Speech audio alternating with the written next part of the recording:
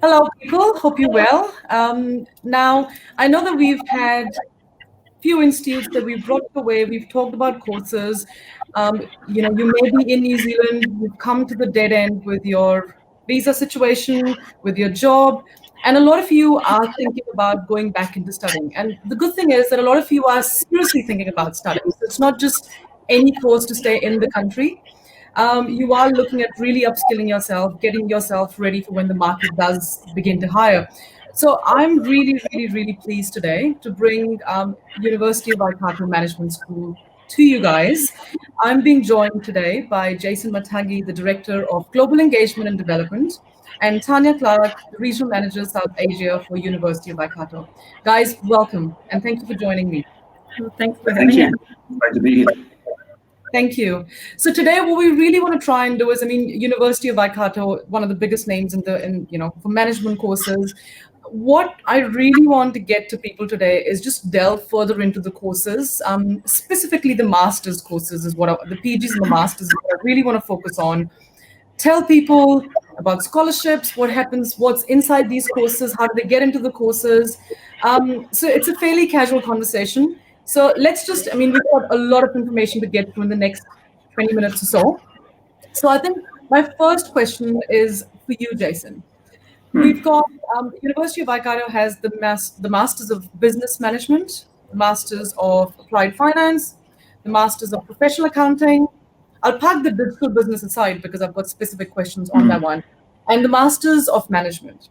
Now, my first question is, when someone is looking at studying the course, often the question I get asked is, what is the difference between the Masters of Business Management and the Masters of Management? So what is the difference between those two courses that sound pretty much the same? I think in terms of the Master of Business and Management and the Master of Management is that the two common things, which is actually really good, is that they're both open entry. So I think if you've got a background that isn't in those areas, if you're coming from engineering or another field, those two options are open to you. But in terms of the Master of Business and Management, we have a number of people coming to that program from business, but from IT, from engineering, from humanities. And it gives you a very good and broad management and business exposure all the way through to internships and a project management case studies at the end of that program across the 12 months of the program. And the good thing is that program also is sequenced. So you're not doing subjects concurrently, you're doing consecutively. So you go quite deep within a month or so for each subject. The Master of Management, the difference there is quite simple. There are two majors within that program. You've got marketing and supply chain management as well. So I think if you're looking to really go deep on either marketing or supply chain management, the Master of Management is the program for you. Otherwise, they're very similar structures. We've got quite flexible entry in terms of the timing. As I mentioned, we've got consecutive courses as well. But I think the Master of Management is a new program that we're trying to push. It's actually open for entry in November. But actually, it's got those two subject specializations, which distinguishes them from the Master of Business and Management. That's really good information. Tanya, from your perspective, because you are interviewing, you are meeting these students that are looking at studying. From a student's perspective, they may have a different background. So I may have done a bachelor's degree in something else. I may not have a background. But a lot of students coming from overseas are quite hellbound on doing an MBA program because that's a more popular name. They don't quite understand the intricacies of the courses. What is the advice that you're giving these students when they're choosing one of those masters? Well, so the MBA program at Waikato is a proper executive MBA program. So it is only open to students who have a significant amount of work experience and who have work experience at managerial levels. So the MBM program, as I understand it, is kind of like an MBA light, and it is really suitable for people who don't have that level of work experience and they want to go from that entry level to middle management level positions, whereas the MBA is more for people who are already at that mid-management level and want to move into the executive management or senior level management positions. So that's usually how I explain it to students when they want to know whether they could do the MBA or the MBM program. The MBM program is one of the only MBM programs in New Zealand that is accredited by AMBER. So it actually does still have that global recognition that an MBA program has, but it is more suitable for students who don't have that level of work experience. Thank you. And I think that I did want to absolutely talk about that point. And I think you've made a really good comment, because often I'll see, I've been doing this for 16 odd years, that a lot of people that come from overseas just resonate with the word MBA. And so you kind of need to really delve further and say, no, there's actually, this product is actually better for you and what you want to achieve. Jason, a quick question for you on the management programs that we've talked about.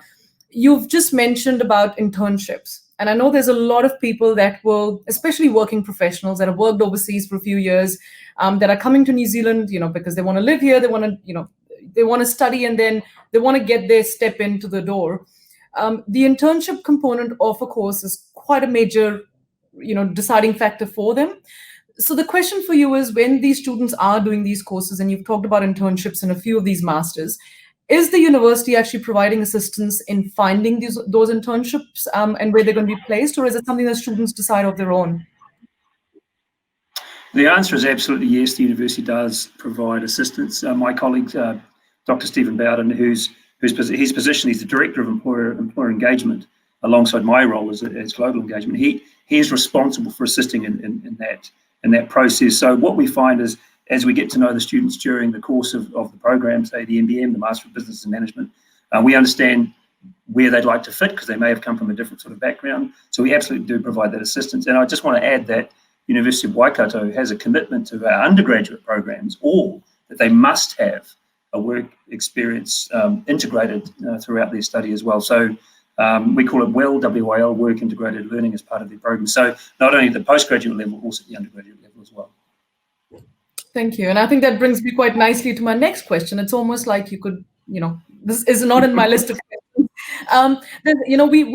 I am doing these sessions because I am trying to, give information to those people that are within New Zealand, that came here a few years ago.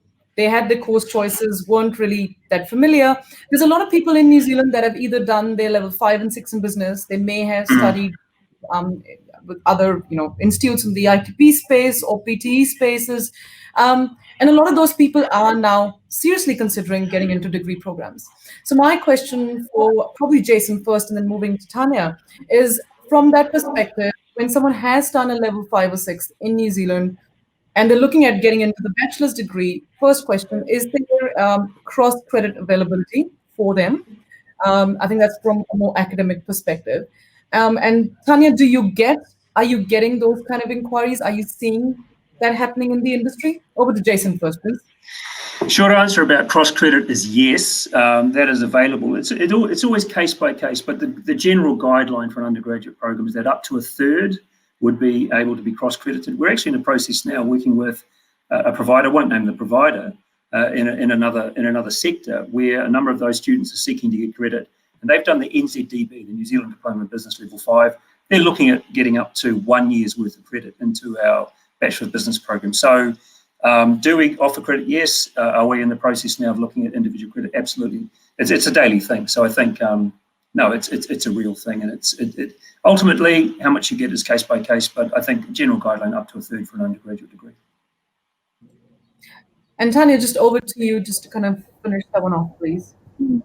Yeah, I do get a reasonable number of inquiries, and there are increasing number of inquiries at the moment. And quite often it's because students, they've come to New Zealand and they're doing the diploma level qualifications, and they want to upgrade to a university level of qualification, because they know that at the end of the day, when they go to their employers, the employers actually do know the difference between a university level qualification and a non-university qualification, and the university qualification wins when it comes to getting a job and actually getting out into the world of work, which is what most students want to do. And so just how long does this cross-credit process generally take? Because I am aware that we're in October now. There's a lot of people looking at sort of starting Feb. So I just want to, work backwards and so people can get their ducks in the row. How long does the process take? I would recommend getting those applications in as soon as possible. And when you submit the initial application, request the credit at that point rather than waiting. Some students do lodge an initial application thinking, yes, I'll get this down the road and then I'll provide everything later. It's actually really important to get everything in and submit the credit application when they initially lodge the application, because it can take quite a long time, because we need a lot of information, and that information has to be mapped against our course descriptions, and sometimes it takes a little while for students to get all the information that we need. So there's a bit of back and forth there, and then there's the mapping, which can take a little while as well. So it's difficult to come up with a timeline that works across. The management school are always really fast, aren't they, Jason? They're very, very fast and very onto it. So speedy is the word. Speedy. They're very speedy. Yeah. So usually for a management school program, it might not take a long time, but for some programs it can take a little while, and it can take a little while for students to get us the information we need. So I'd recommend lodging those applications as soon as possible. So I guess the next intake will be November. Could be a little bit tricky for November to do a credit application, but it might be possible. But February, definitely, I would not hesitate to get those applications in as soon as possible. Thank you, Tanya. So just to summarize, because we are in midpoint, and I do want to summarize this information, also put in my immigration hat on. So if you guys are looking at the November intake, as you know, we are authorized partners with Waikato University. You've still got time to get those applications, get the admission sorted. However, please be mindful that visa processes are taking much longer. It's still possible, but you do need to start the process now. We obviously provide end-to-end assistance with the visa process, as well as the admission, helping you with the course, and then bringing you all of this information from the great people at the University of Waikato. We've just, also for those of you that do have questions, guys, please post your questions in the comments, and my team will be answering them as soon as you post them. But we've talked about the Bachelors of Business program. For those of you that have either doing the NZ Diploma in Business or have done it and have taken their open work visas again, a really important point for you is that if you go back and enroll yourselves into the Bachelors of Business or the Management Studies bachelor degree, you can go back onto a 3-year post-study work visa. So that's quite an important thing, because I understand people need that open work visa to look for jobs. We've also talked about the Masters of Business Management. We've talked about the Masters of Management. Before I move away from management, the question probably for Tanya is, for those of, sometimes people will think that I might start off with the PG dip, or I might start off with a master's. And I know that sometimes universities offer transition pathways from PG to master's. What is your advice for those students that are possibly looking at wanting to do master's, but you may actually advise them to start off with a PG? Can you just talk to us a little bit about how a student can make that informed decision? Yeah, I generally don't recommend the PG dip very often to many students. Oddly enough, for many programs, it's not actually the easier route to go into. If you take your management school programs as an example, the entry point for an MBM program is for someone to have a degree from any discipline. You can't get into a PG dip program with just any qualification. You have to have a qualification that is in line with the same subject area as the postgraduate diploma. So in some cases, it might not be easier to go the PG dip route, and it might actually be the programs like the MBM and the Master of Management are actually more accessible programs than a PG dip. And at the end of the day, the master's degree is recognised globally. So if you take your qualification, and students, New Zealand's a beautiful country, but you may not want to stay your entire life here, and you may want to move your qualification, and you want a portable qualification, and a master's degree is a very portable qualification if you're thinking about what you want to do, globally, and where you want to take your qualification. But can I just make one point? I think that's excellent from Tanya. She's covered it really well. And I think just to add is that one semester between PG Dip and say a master's, you're generally one semester away from a master's. And this is maybe the last time in your life that you'd have the chance to actually get that master's. It's very difficult to study full time.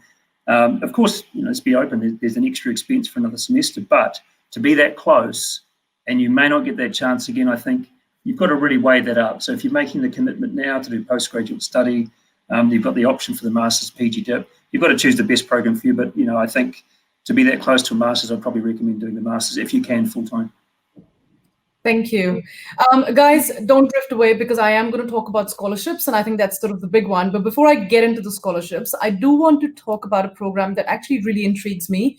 If I had the chance to study, I'll probably go back and study that one. It's called the Masters of Digital Business. Now, Jason, the question for you, I mean, through COVID, and I can say this from my own experience as a business owner, that everything's moved online. Digital business is the way to go. We've expanded our marketing teams to do everything digitally. Look what we're doing digitally. There's strategies behind this. Tell us about the course. What does it? Is it an IT-based course or is it a business-based course? What does the course actually have in it? So the short answer is a bit of both. I think what you're getting exposed to with the Master of Digital Business is really the marketing side as well as understanding of systems. You're not going into the networking side or the programming side. You're really looking at it from the digital application side. So I think the shorthand of why you'd go into this program is looking at how can you use the application of the Master of Digital Business to improve how a business performs in the modern world. So I think you're looking at a number of different things that have been done in a manual way, but then thinking, can this be hosted online? How can our delivery systems improve? Our cloud-based applications, for example, how can that be improved? Security around our systems, etc. So it's not necessarily from an heavy IT perspective, but you're combining some really exciting parts of what people are really interested in these days: social media, digital business, cloud-based systems, information systems, and marketing as well. So it's very flexible, I suppose. And also, one of the benefits of the program, I mean, it's a 12-month program, but it's genetically engineered to be studied online. So it's not because of COVID that it exists online as well. That's another option. So it can be really flexible for people. And why not? If you're doing something in this discipline, why wouldn't it be offered online? So I think it's a really interesting program and a real value add for people. A lot of people moving from an area where they haven't been exposed so much, but they understand bits of it. But they're really moving into it. It's a real transition program for people moving into a different employment area. Tanya, just a quick question for you on the same program. So this course that we've talked about, digital business, when you are interviewing students and the kind of students that you are looking to put into the course, do they need to have technical skills, or is this course quite a strategy-driven, like overall decide on digital business strategy? Can you just delve a bit more into this? Because I want to get my head around what kind of students you want to get into the course from, so that they can be placed accordingly. From my understanding of the entry requirements, you don't need to have a technical background, so you can come into it with a business degree or a commerce degree, and we have had plenty of students come into that program who don't have a technical background. There probably is a slight advantage to having a technical background, but from what I understand, those students who don't have that are managing quite well, and it's not a necessary component, and they are still getting through it, and they're actually learning quite a lot of technical information, but it's fine if they don't start off from that base. But you're right, it is a really interesting course and something that I think a lot of students are understanding, and a lot of employers are understanding the need to have people who are across that, not just from a technical angle, but also from the management perspective as well. Yeah. Thank you. Jason, was there anything that you wanted to add in there before I Just it's probably a minor thing. The head of the NDG, the convener of the program, I know that she was very active when we entered into COVID around developing resources for online delivery. I mean, even internally, we learned a lot from our MDG Buzz people, the people who run the program. They were helping us with getting resources into video online, hosting online as well, the reliability of that. So I think they've been incredibly useful to us from a practical sense. So I think it's been terrific for us and so timely, So no, I think it's a terrific program. And this is a 12-month program as well, isn't it? Correct. Yeah, we actually have, if you go onto the university's website, you can actually chat to one of our students who's doing the Master of Digital Business at the moment. Anish, he's one of our Indian students, and he can't speak highly enough of the program. And actually, as a volunteer, he develops some online services for a charity here in Hamilton. So he's actually got experience of taking what he's learnt in that qualification and applying it to, to something that's really for the greater good. Not just a profit-making organisation, but a community-based organisation as well. So it's really proving to have multiple applications. Thank you.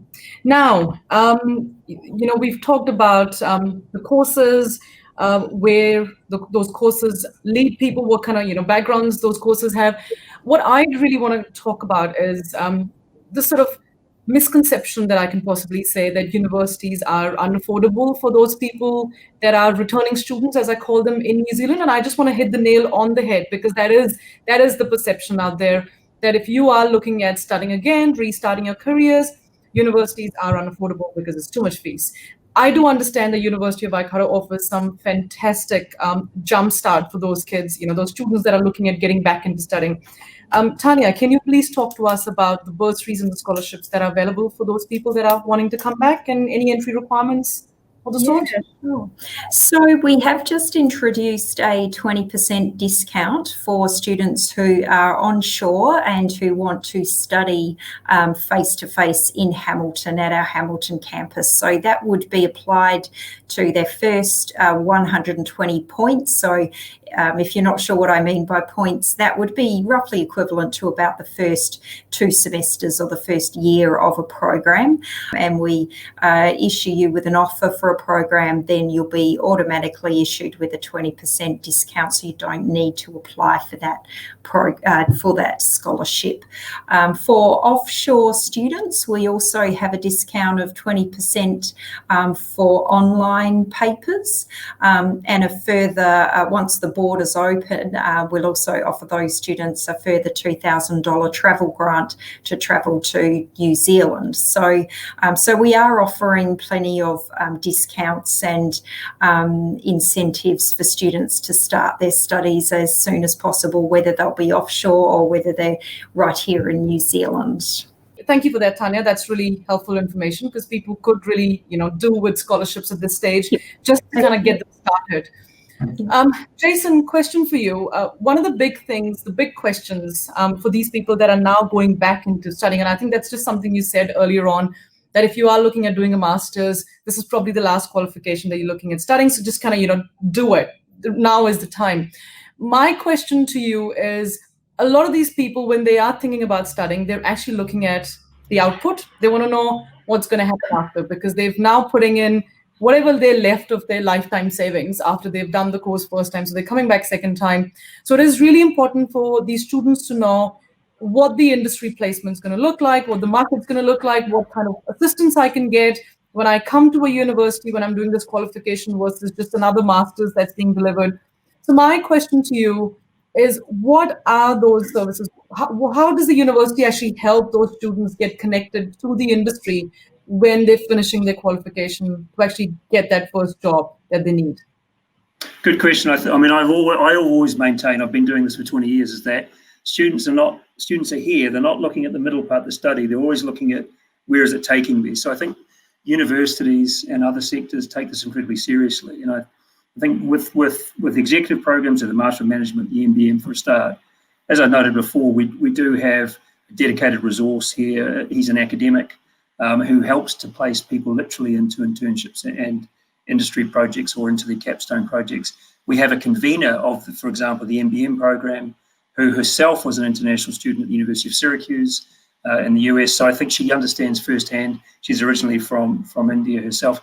She understands where students are coming from. So I think the most important part for these students is that they get that experience. We do place them. Like I say, students can come to us with an engineering background, an IT background, humanities, business. So the type of placement, we need to understand their background, their motivations, and to help them. It doesn't happen on the first day. It'll happen during their study And then in that last semester of study, the third semester, the last 60 points, that's when that will happen.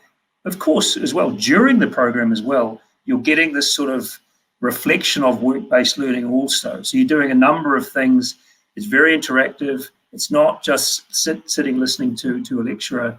You've got presentations that the staff are delivering. There's also a thing like Dragon's Den. There's a Dragon's Den sort of activity that students have to participate in to pitch a company to industry experts, not just academics, obviously, but people from outside as well. So we try to mirror what happens in industry during the program as well. But I totally agree that those placements are all important. Speaking to someone the other day, we're lucky enough to have the Indian High Commissioner visit the University of Waikato 2 or 3 weeks ago, and a student came up to me and said she started her next job from the NBM the next day. So, I mean, there are some really good stories out there, I think. There is a lot of personal motivation that people need to have. It's not handed to you on a plate, so I do think you have to be proactive as well. And I think that's part of living in a different culture. That's what happens in New Zealand.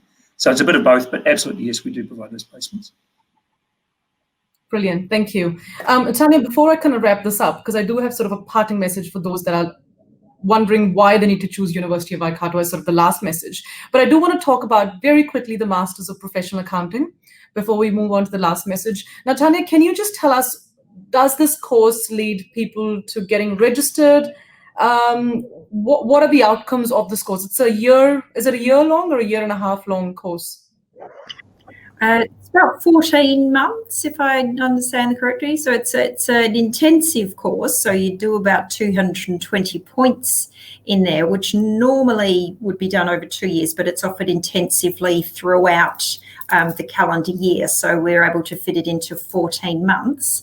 And from my understanding is that once completed, students would be eligible for associate membership of CPA Australia, Chartered Accounts Australia and New Zealand, and ACCA, which is the global accounting body. So once you've got that under your belt, then you would generally go and get a job with an accountant and start working towards your articles to get the full membership of those bodies, which is usually the best thing what you do need if you want to get a job as an accountant. It's really helpful to have that full membership with you as well.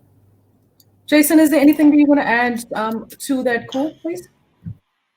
Something very important. I think one thing your listeners and viewers like to know is that we do have an intake in November for the Master of Professional Accounting. So there's an intake in November, and that's the intensive 6 weeks prior to Christmas, and also an intake from January as well. So you've got 2 chances at it.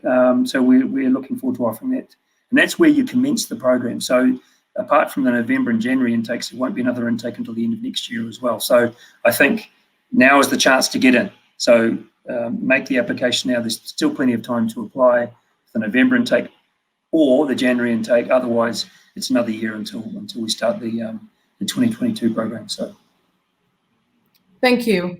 And I think for those of you that are now you've heard all of this and you are wondering where I really need to study, one of the things that I tell people is that you kind of need to work backwards. So if you are looking at applying for your residence application and you would like those extra 30 points for your skilled employment, I always tell people that it makes sense to start off your base outside of Auckland. Because if you are expecting to find that job outside of Auckland once you finish studying, where you've spent the next 12 to 18 months building your base, it's pretty hard to start off in a new place all of a sudden. So I would strongly suggest that you look for, studying outside of Auckland. You've got University of Waikato pretty close to Auckland. But if you can start off your base outside of Auckland, the chances are that you find a skilled job outside of Auckland. So guys, thank you very much for joining us. I really, really appreciate your time. I know that we've given some really valuable information, and you guys are super busy. So from all of us here at Ames Global, thank you. My pleasure. You're welcome. Thank you so much, Arun.